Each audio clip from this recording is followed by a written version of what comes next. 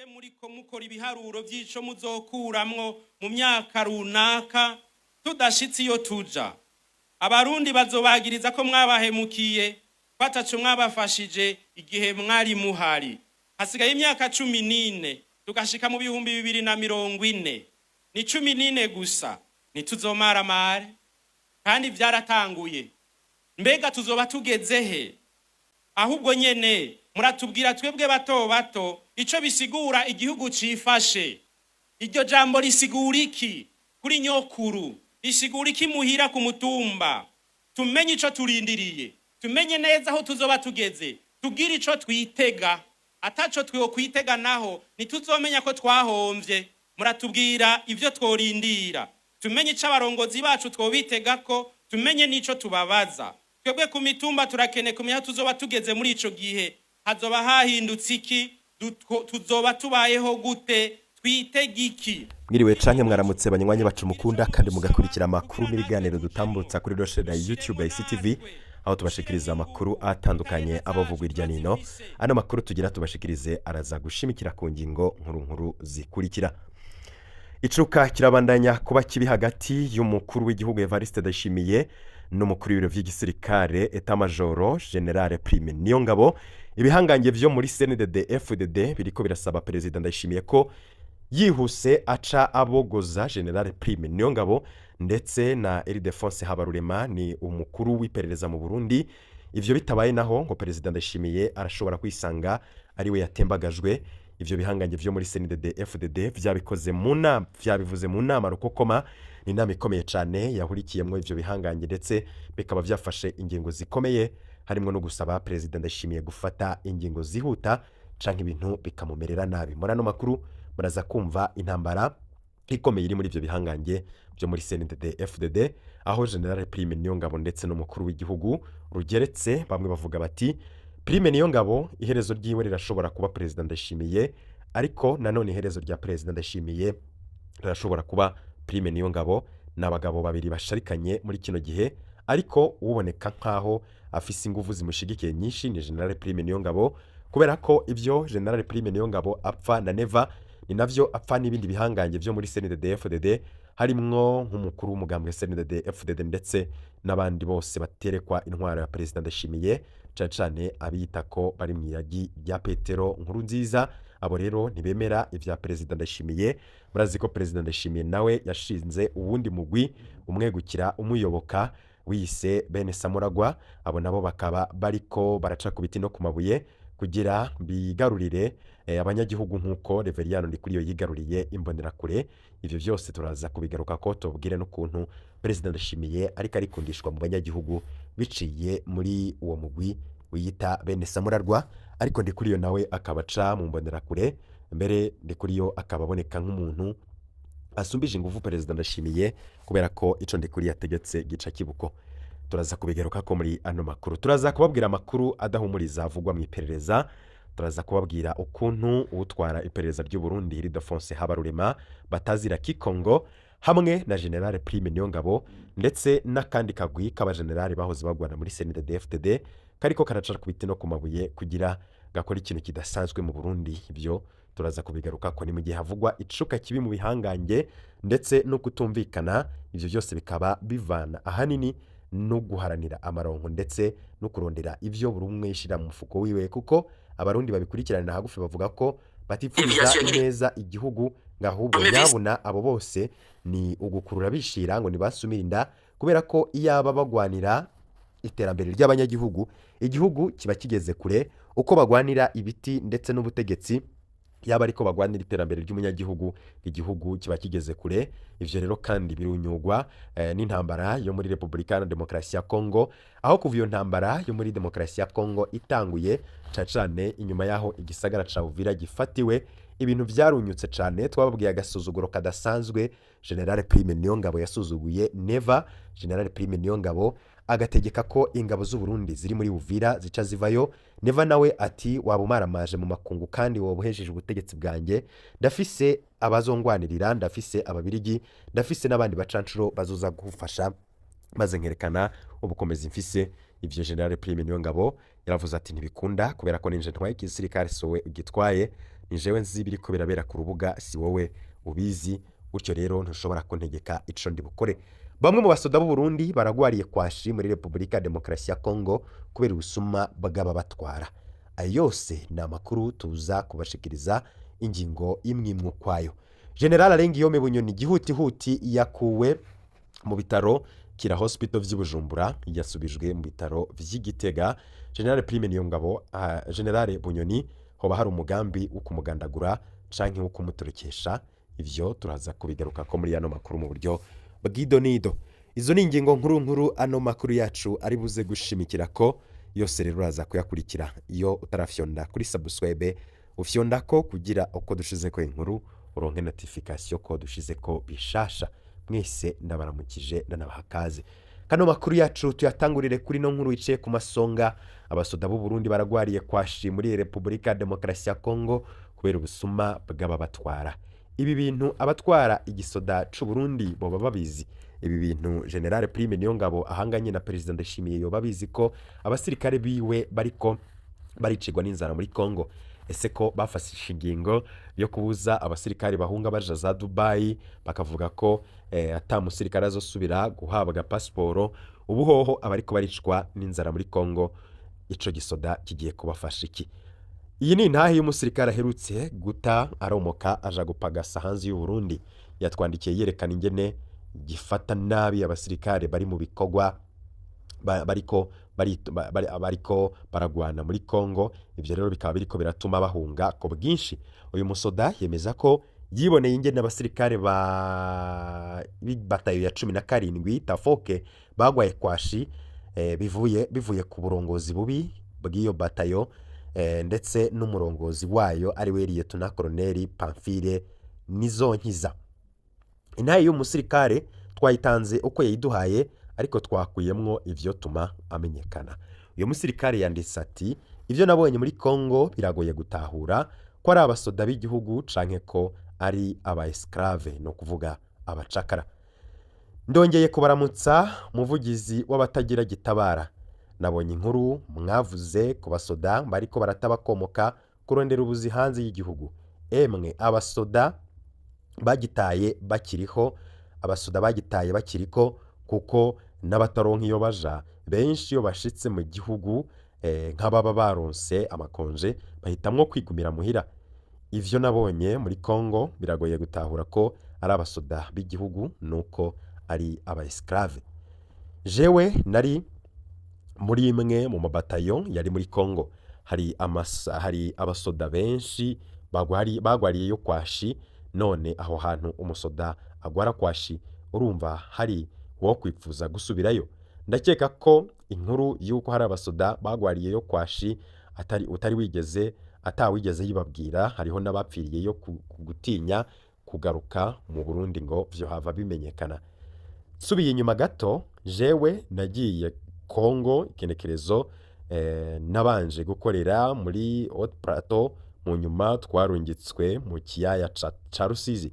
Batayo yacu yahavuye imera hisambuwe, turungikwa gutanga ramforo ku zindi batayo.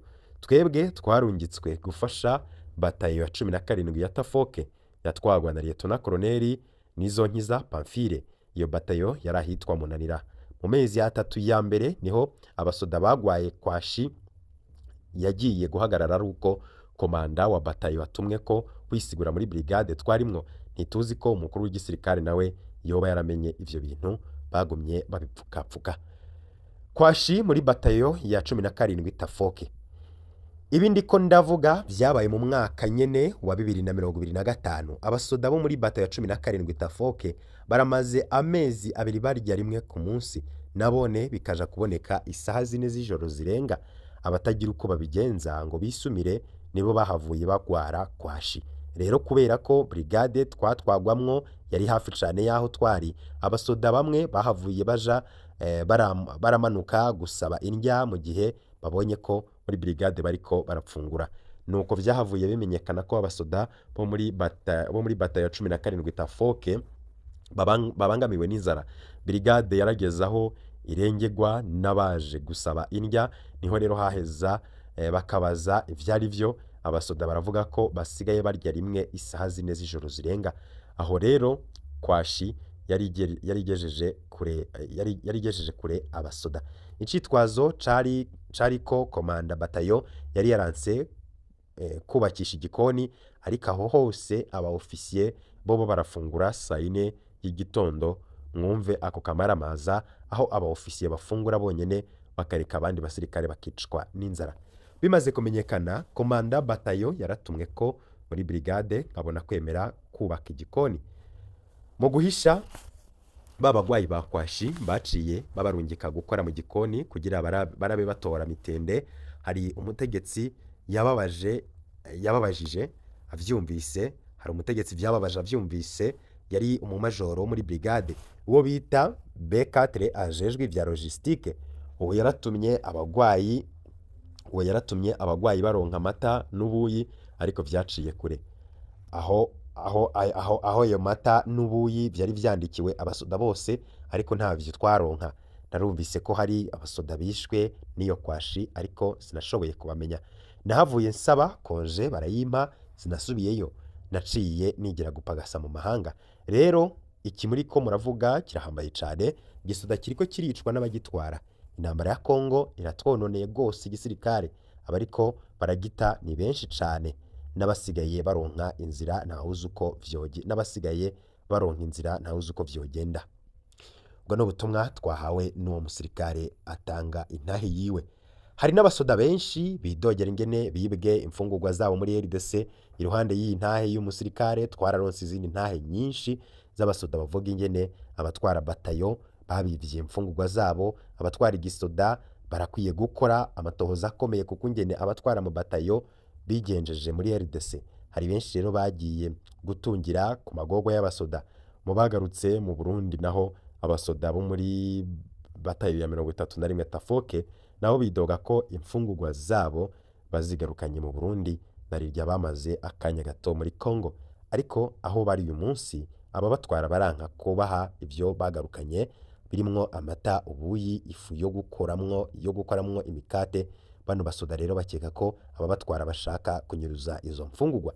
Intambara ya RDC yishe vyinshi, abasoda baratakaje icizere kuba batwara. Umukuru w'igihugu bamufata ko yabagurishije kwa President Tshisekedi kugira yironkera amadolari. Umukuru w'igisirikare bamufata ko yariko yironderera inzahabu muri RDC. Uwo bavuga neza ni Colonel Nihorimbere Jaconias yatwara division. We baremera ko yakunda abasoda kandi ko amenya ibibazo vyabo yavyitwararika, ariko abasoda baratinya kumubwira ibiriko birabashikira.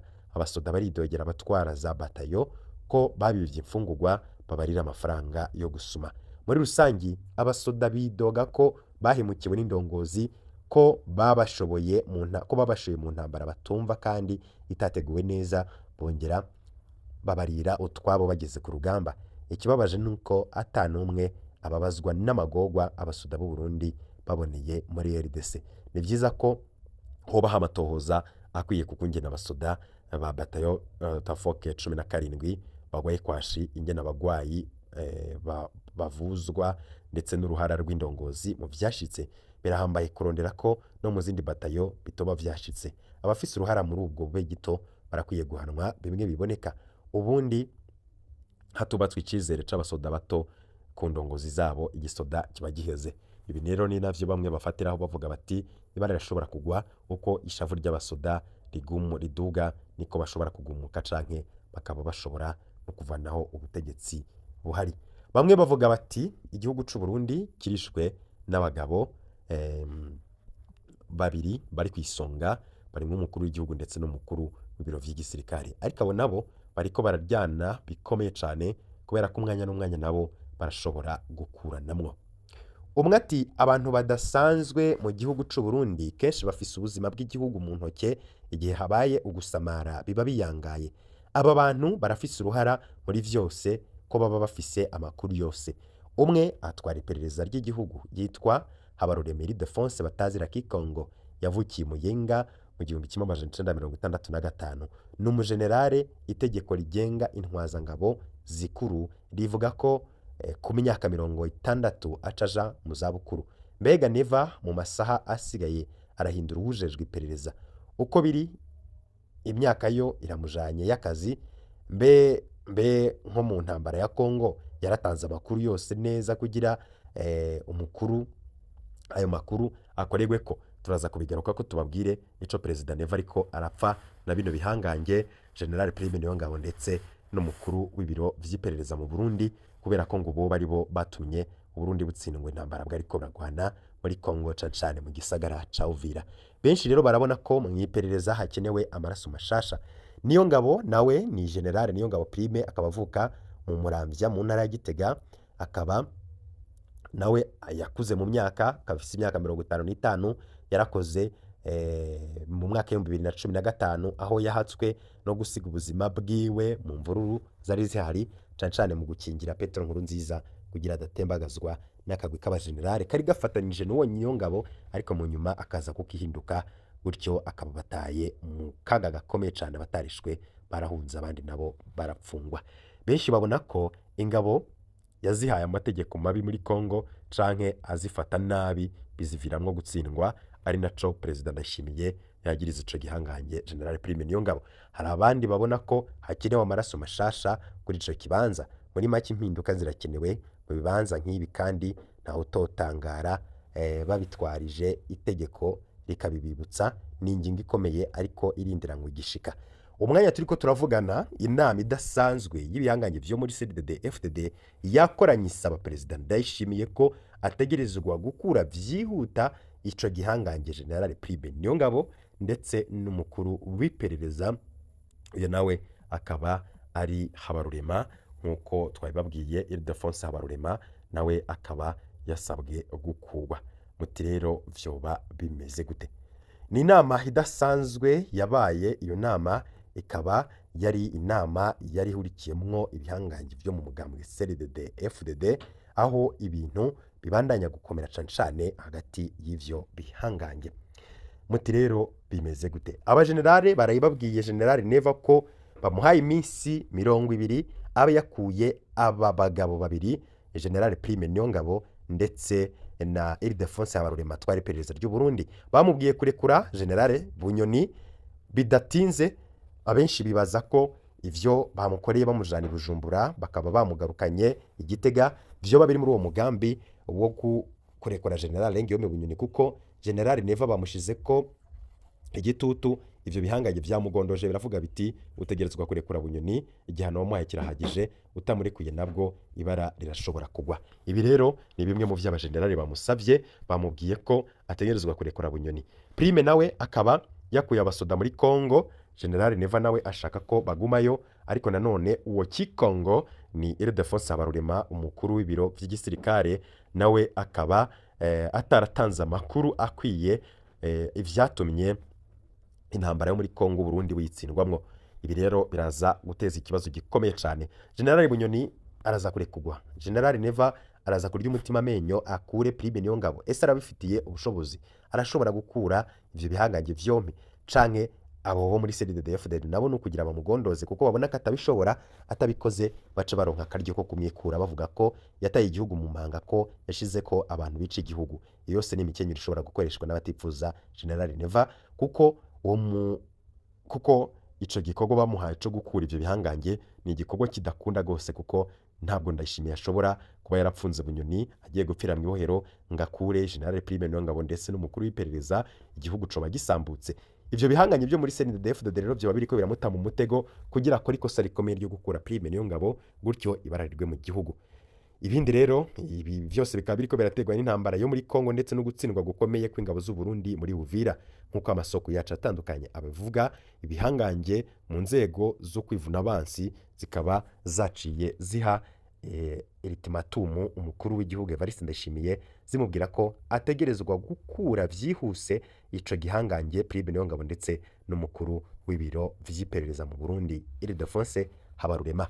Umukuru w'ibiro vy'iperereza mu Burundi Ildefonse Habarurema akaba yagirizwa kuba ataratangiye amakuru ku gihe ku bikorwa vyariko birabera muri Republika Demokarasi ya Kongo, ndetse akaba nagirizwa ko atatanze amakuru ku iperereza ndetse no ku nguvu igihugu c'u Rwanda gifise. Ibi vyose bikaba byarateje icuka kibi mu bihangange.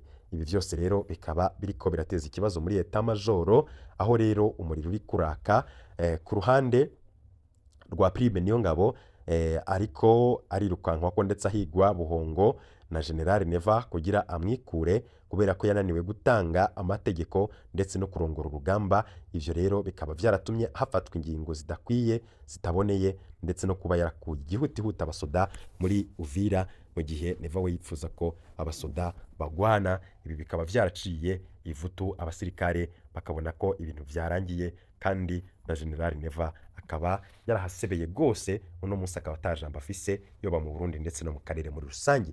Ariko mu vy'ukuri iri sanganirizo bino bihanganje vyahaye General Neva araza kurikora ashobore kwikura ivyo bihanganje bibiri icarimwe. Ibi ni ibintu bimeze nko kumuta mu mutego kubera ko ntashobora kubikora nawe nyene yoba yihejeje. Ibi vyose rero ni ibintu bishobora kuza guteza ikibazo gikomeye cyane muri ako karwi k'ibihanganje.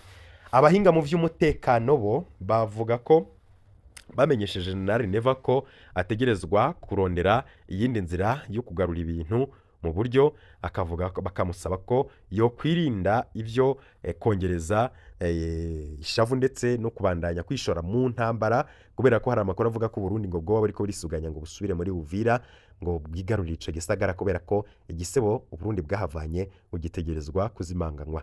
Ivyo rero President Ndayishimiye ngo abahinga bamubwira ko ryo bari kosa rikomeye kandi rishobora kutamusiga akiri ku butegetsi. Ibi vyose rero ngo ni ivyo abahinga bariko baramuhanura bakamubwira bati wewe hitamwe ibiganiro uganire nabo mufitaniye amatati gutya ivyo kwishora mu ntambara vyo byarakunaniye byarabonetse wibandanya kuhatakariza abasoda uhatakariza ubu buryo uhatakariza n'ibindi vyose ari nakubandanya kwimaramaza rondera ibiganiro. Ibi kandi babimubwiye mu gihe hari kuvugwa amakuru ko hoba hari ibiganiro vyabaye hagati y'u Burundi ndetse n'u Rwanda ku vyerekeye umutekano ku mbibe z'ivyo bihugu vyompi. Ikindi kandi nuko ico bikoze umushikiranganje w'imigenderanire y'u Burundi n'andi makungu yo Edouard akaba yavuze ko atabiganiro vyabaye hagati y'u Rwanda ndetse n'u Burundi. Mu gutangura General Neva yari yamaze kwemera ivyo abo bahinga mu vy'umutekano bamusavye kazogira ibiganiro, ariko mu nyuma yaciye yihindukiza gutyo ivyo abo bahinga bamusavye atangura kuvyirengagiza amaze abandanya kwishora mu ntambara. None munsi akaba ariko arategura ngo ibitero bikomeye cyane mu byo kwikura mu isoni.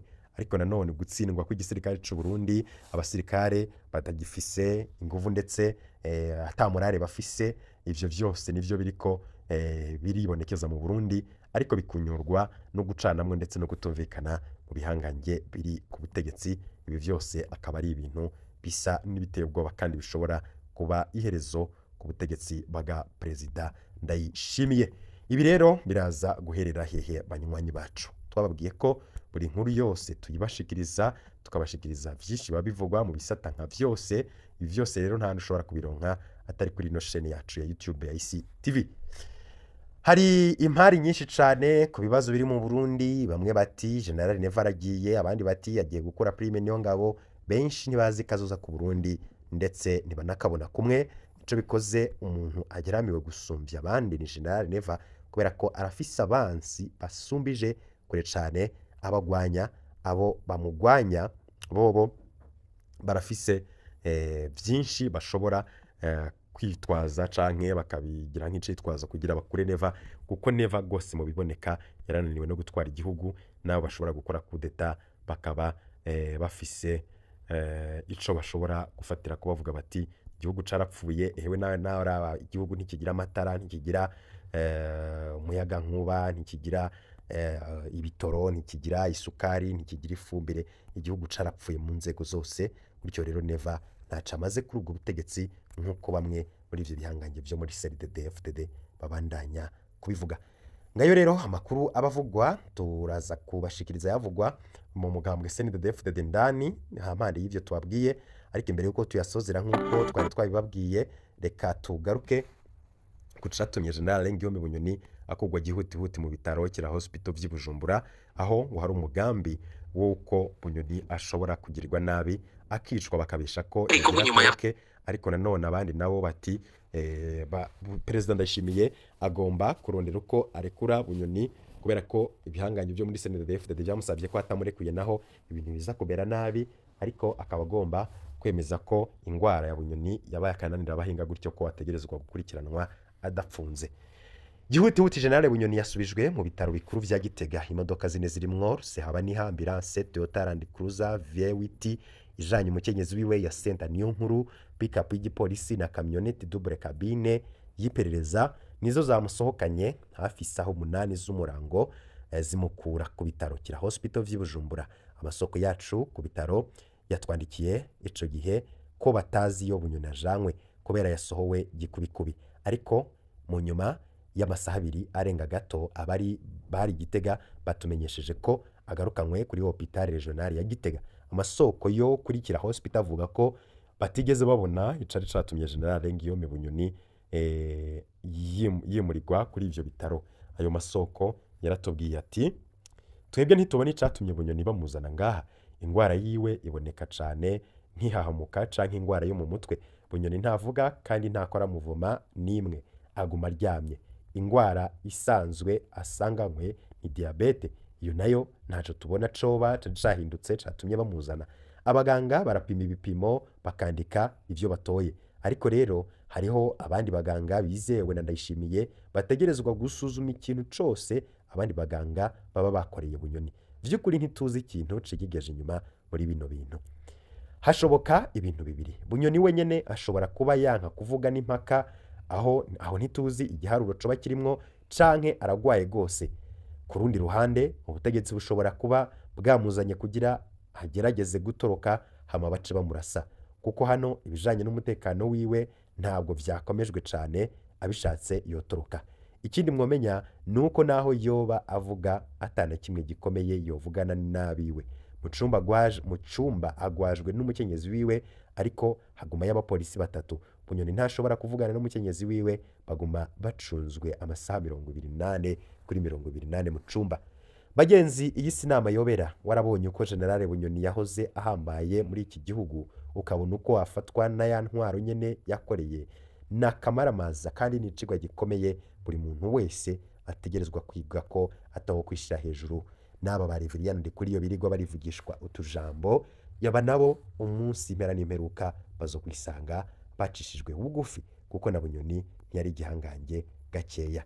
Abo ba General birigwa bigira ibihangange bakica uwo bashaka bagakiza uwo bashaka, ntibibagire ko Bunyoni yarageze ku rwego rwo hejuru, mbere yari yaranitaziriye Mutamade ndetse bamwe bakanamwita Marshal. Bunyoni rero n'umwanya tuvugana ntawuzi aho bizoherera. Ivyabo ba General basabye Neva arabikora. Ese Prime Nyonga barabogozwa, Ildefonse Abarurema arabogozwa, General Neva aratembagazwa, biraherera hehe? Bandanya na kubana natwe vyona no kuri subscribe uko amakuru mashashe yose arabagezweho ugenda uyakurikira. Ibihe byiza rero kuri mwese, mu kanya turaza tubashikiriza n'andi makuru atandukanye ari kuvugwa mu bisata vyose, politiki, umutekano ndetse n'andi yose yavuzwe mu binyamakuru, ndetse nagaruka ko ku mbuga ngurukana bumenyi. N'abakengurukiye mwese naho